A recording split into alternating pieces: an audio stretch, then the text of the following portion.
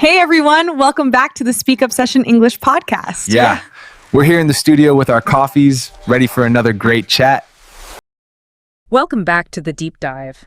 Today we're really digging into something that trips up so many English learners. Oh yeah, that feeling. Exactly. You know the words, you get the grammar, mostly.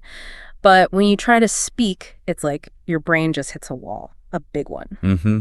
That wall, that's the translation step, right? Yeah. You're thinking in your native language, finding the words, translating, then trying to say it in English. It's exhausting. It really is. Yeah. The sources we looked at, they confirm this is super slow and just hard work for your brain. It's like doing double the processing for every single thought. Right. So our mission, our goal for this deep dive is to show you how to bypass that translator in your head. Yeah, to get to that point of, no translation, just English, that's where things feel fast, natural, fluent. And the techniques we've pulled out, they're actually pretty easy, maybe even a bit fun. Definitely doable. And you can start right away, often just by yourself. So let's jump into tip 1. This one's about changing your internal monologue, thinking in small sentences.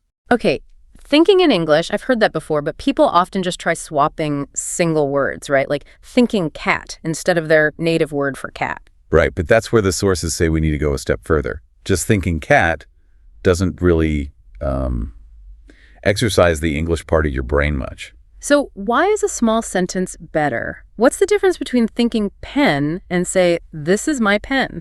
Great question. Because pen is just a label. It's static. Yeah. But this is my pen, or my pen is blue. Well, now you're using English structure. Structure. You mean like the grammar? Exactly. The syntax. The way English puts sentences together, this is my pen. You've got the subject, the verb to be, the possessive.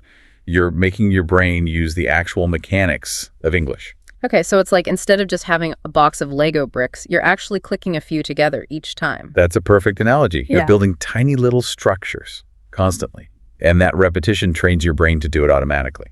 I like that. So how do we make this a habit without it feeling like, constant homework? Tie it to your routines. Things you do without thinking. The morning is like prime time for this. Okay. So when you wake up, maybe before your usual internal chatter kicks in. You consciously switch to English. Yeah. Small sentences. You wake up, think, I am awake, or I feel tired. You stretch, my body is stiff.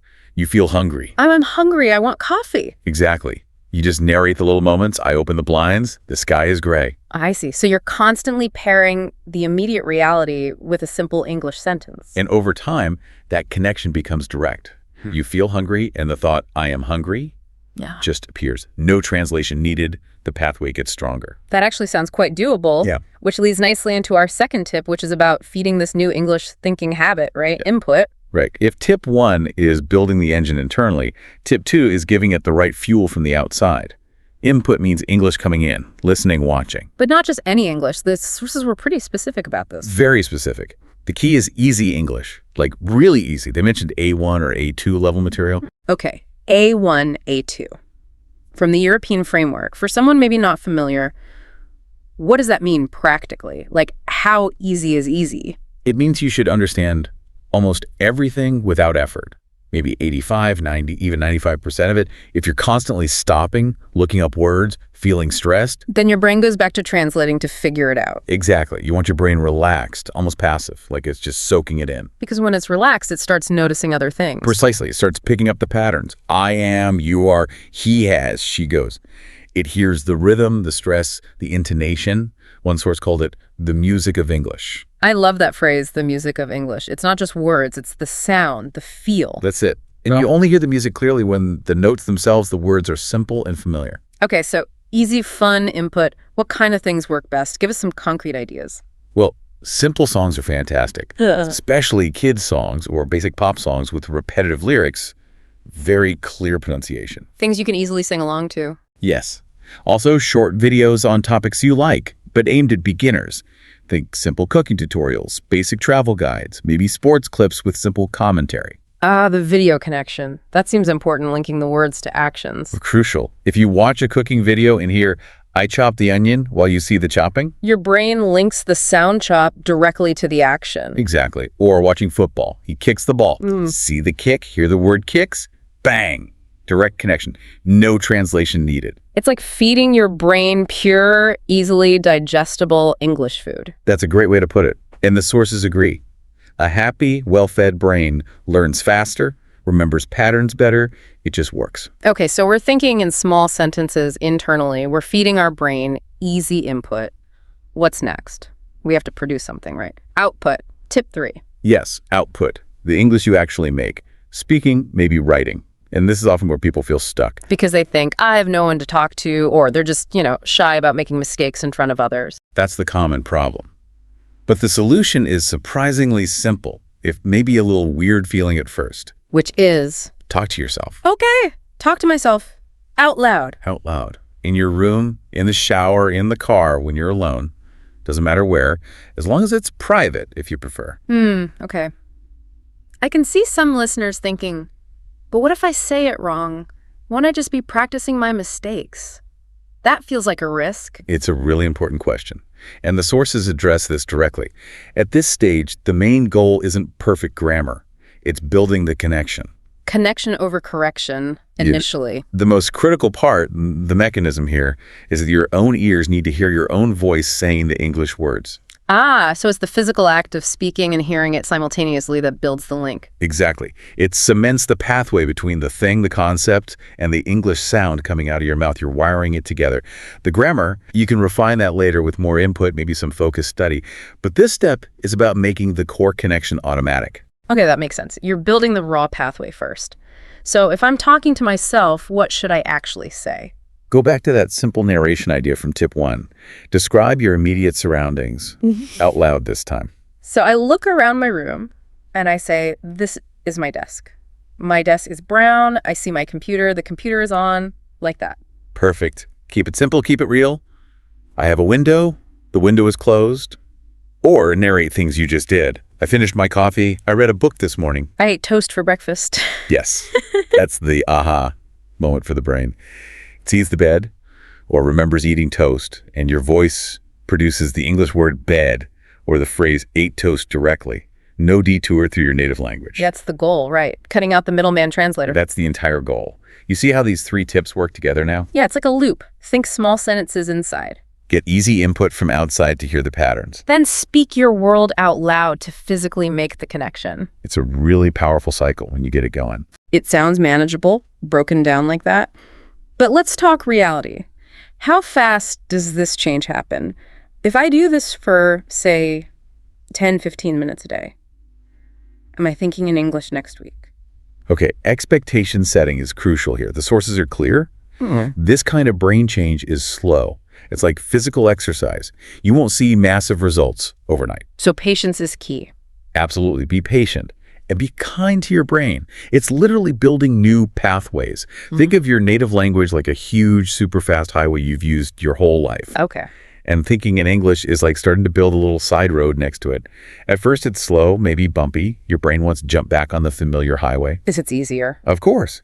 So consistency is everything. Doing it for 10 or 15 minutes every day is way more effective than one long session once a week. Frequent short bursts keeps the pathway construction going. Exactly. It keeps reinforcing that new road. And about those mistakes you mentioned earlier, you need to embrace them. Seriously, mistakes are good. They mean your brain is trying, experimenting, pushing its boundaries. If you're not making any mistakes, you're probably not challenging yourself enough. That's a great mindset shift. Don't fear mistakes. See them as signs of learning. Be brave. Keep it light. Keep it fun if you can. It's about building fluency, not passing a grammar test right in. Building that fast new highway. Love it. Okay, this has been fantastic. Before we wrap up, you mentioned a final challenge. Yes, something practical for everyone listening to try, like today. We talked about connecting words to actions, like hearing chop the onion while seeing it. Right, the input part. So think about one really simple everyday action you do automatically, something tiny, maybe flipping a light switch, locking your door, putting on your shoes. Okay, got one in mind. Right now, commit to this. Every single time you do that one specific action today, narrate it out loud in simple English as you do it. So if it's locking the door, as I turn the key, I say, I lock the door. Exactly. Or, I am locking the door. Simple present. You are instantly forcing that direct link. Action, concept, English words spoken by you, heard by you. dozens of times a day, maybe. That's a brilliant, tiny way to put tip 3 into immediate action. I'm going to try that. Give it a shot. It reinforces everything we've discussed. Fantastic. Well, that's all the time we have for this deep dive. Hopefully these techniques give you some real tools to shift from translating to just thinking in English. Thanks for joining us. Keep practicing, keep feeding your brain that easy input, and keep talking to yourself. Your English brain is growing. Hey everyone, and welcome. Today we're going to talk about something that is a total game changer for any English learner. We're talking about how to train your brain to stop translating in your head and start actually thinking in English. This is going to unlock a whole new level for you. So let's just dive right in. You know that feeling, right? You want to say something, but your brain goes through this whole process. First in your native language, then you're searching for the words, trying to translate it, and then finally you speak. It's just exhausting, isn't it? And that really gets to the core of it. On one side, you have that whole translation thing. It's slow, it feels like really hard work, and honestly, it's what causes those awkward pauses when you're trying to talk to someone. But our goal, the big prize here, is to get to the other side, thinking directly in English. That's when it gets fast, natural, and just easy. Okay, so the big question is, how do we get there? Well, it all starts with our very first tip. You've got to start thinking in complete sentences, not just single words. But hey, don't worry, this isn't as scary as it sounds. The key here is to start small. I mean, really, really small. We are not trying to write a novel in our heads here. This is just a simple little exercise to get your brain warmed up so you don't feel overwhelmed. So for example, instead of just thinking the word pen, you want to build a whole thought around it. This is my pen. Simple, right? Or maybe describe it. My pen is blue. It's just a tiny sentence, but what's happening is it's a complete English thought. This is what trains your brain to start connecting ideas together in English almost automatically. And the cool thing is, you can do this all day long. You just become the narrator of your own life, right in your head. You wake up, you think, I am awake. You head to the kitchen. I'm hungry. I want coffee. You're just describing what's happening around you using simple English sentences. All right, let's move on to tip number 2, and you'll see how this builds right on top of the first one. Once you're practicing those little thoughts, you need to start feeding your brain the right kind of fuel, and this is all about adding English input. So, what do I mean by input? Well, it's basically any English that goes into your brain, through your ears or your eyes. Think of it like food for your brain. Listening and watching. Those are the two most powerful ways to learn the natural sound and rhythm of a language. And you want to know a secret? The best input is the kind you actually think is fun.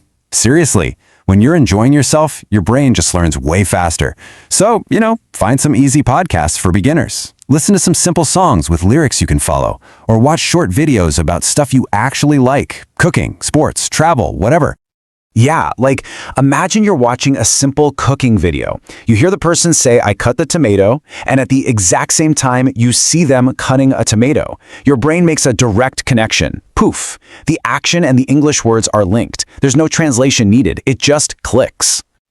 Okay, so you're thinking in sentences, you're getting that daily input.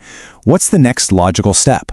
We got to get that English to come back out. And that brings us to our third tip, creating English output. Now, this is a big one. This is where so many people get stuck. They think, okay, great, but I'm studying by myself. I literally have no one to talk to. And yeah, that's a super common problem. It can feel like a huge wall. But the answer is surprisingly simple, and it is so effective. You talk to yourself. I know, it might feel a little weird at first, but trust me. Your ears need to hear your own voice making English sounds. It creates this feedback loop for your brain that's absolutely critical. And you can do this anywhere you have some privacy. In your room, in your car, whatever. Just look around and describe what you see. Out loud. This is my room. I see a bed. The bed is big. You're actively using the language, you're turning that passive knowledge into a real active skill. And here's the magic behind why this works so well. When you see the actual object, the bed, and you say the word bed out loud, you're literally building a direct connection in your brain. You are training your mind to skip that translation step entirely and connect the real thing in the world to the English word for it. So let's put this all together. Let's make a simple, totally manageable daily workout plan for your English brain. This is how you're going to start thinking in English. It's a really straightforward 3-part routine. Step 1, just practice thinking in those small sentences all day. Step 2, get a little bit of fun English input every day. And step 3, create some output. Talk, even if it's just to yourself. And look, the most important thing here is consistency, not how long you do it. You don't need to practice for hours and hours. Just 10 to 15 minutes of focused practice a day, that's enough to start building those new pathways in your brain. Just be patient with yourself. This stuff takes time. And please remember this. This might be the most important point of all. Don't be afraid of making mistakes. Every single mistake you make is not a failure. It's proof that you are trying, that you're learning, that you're pushing yourself. Honestly, mistakes are a really good sign. So there you have it. A simple little toolkit to completely retrain your brain. If you practice these small habits every day, they will slowly but surely change how you use English. It's going to feel faster, way more natural, and a lot more fun.